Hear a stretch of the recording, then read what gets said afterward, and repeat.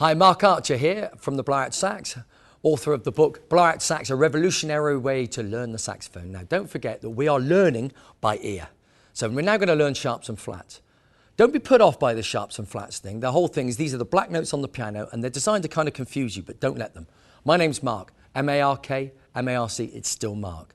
So every note that we call a sharp is also called a flat. But we're going to call them all sharps just to make it super easy, except B flat, which we'll show you why, because you're literally falling down on the note. So F sharp is the first note we're going to learn. F sharp is 3 fingers on, 1, 2, and 3, and the second finger of your right hand for F sharp. Okay, if you can't remember that, imagine you cutting yourself and you say that in sharp. Okay, now F sharp, soft with the thumb off, with the thumb on. Likewise, you can do a beautiful little trill within it.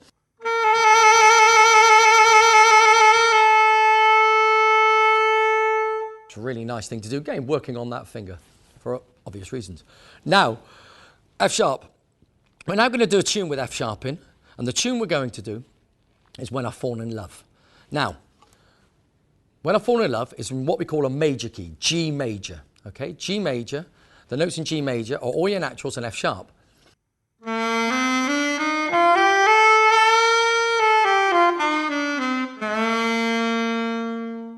Major keys are happy keys. Minor keys, which we're going to come to in a minute, are your sad keys. Same set of notes starting in a different place. What you've got to remember about your scales, scala, scale means ladder, is that it's a bit like preparing the ingredients before you cook a meal. So it's well worth sometimes doing just running up and down the fingers. And learn these as you go. Again, later on, you'll be so grateful for me, for when you start jamming and stuff, that you've already got these scales learned.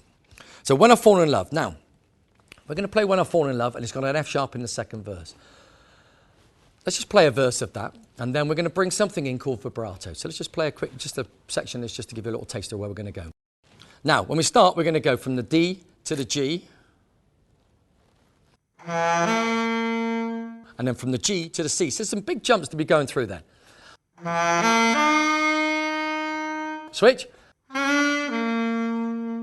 Okay, now as you start that low D, remember, blow softly, relax the bottom lip, push with your stomach and just ease the note out really, really softly. Beautiful note right from your stomach.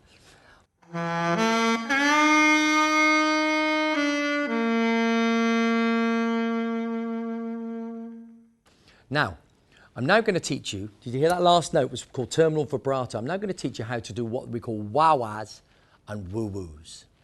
Wah-wahs is where we keep the lip nice and relaxed and we slide the jaw up and down, up and down. So it's only trying to do a step tone sound impersonation, rubbing your low teeth against the bottom part of your jaw. So watch my jaw, and I'm going to just wah-wah on like a nice F sharp with the thumb on. Watch my jaw. I'm going to bend the note up and down.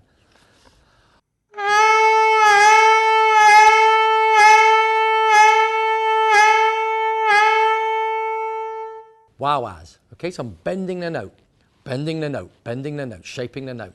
Wah-wahs and tonguing are interchangeable. Okay, so when we're playing this tune, we can either tongue certain notes when we're repeating them, or we can wah-wah them. Now, that's going to lead on something called woo-woos. Now, the woo-woos, this type of vibrato, this sort of pulse that you're putting on the note, is really important. When we play a note, we sometimes just play it straight. And think of that note as just being like a plain digestive. Now, what we're going to do now is we're going to put the chocolate on top of it, toffee on top of it, hundreds and thousands. We're going to make it so much more exciting. And this is going to define, in time, you and your own sound. This type of vibrato, as well as your lovely tone, your sound, is your vibrato. So I'm going to now do a woo-woo. What I'm doing is literally mumbling with my bottom lip and my jaw just a little bit. So we're getting this.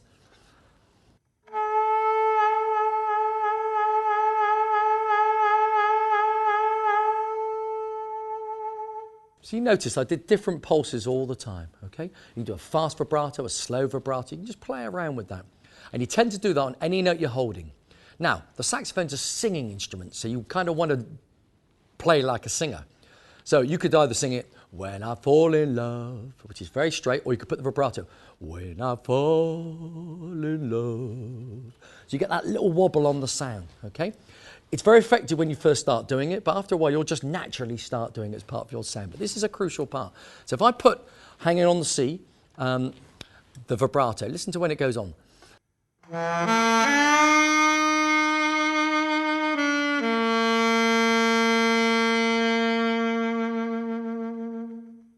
Now, the vibrato that I put on there was a nice soft vibrato.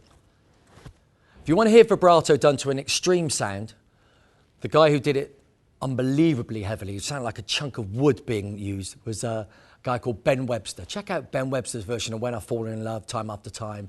Absolutely beautiful. And this is a guy we'll come across later in our Sax Titans. Beautiful, beautiful saxophone player. He was also part of the many fantastic musicians that Duke Ellington learned. And Duke Ellington once said, the most important thing to becoming a musician is listening. Listening, listening, listening. The moment that you stop listening, you're no longer improving as a musician. Listening to yourself, listening to others. So much of becoming a great musician is listening. So if the Duke said it, that's good advice. Wahs and woos. Wahs are big, woos are small. Okay, so if I play for you now, When I've Fallen in Love. And again, we're just going to play it beautifully slowly. We're going to concentrate on tone. We're going to concentrate on articulate it. We're going to concentrate on really producing a beautiful, beautiful sound on this fantastic instrument. That is the saxophone. So When I've Fallen in Love.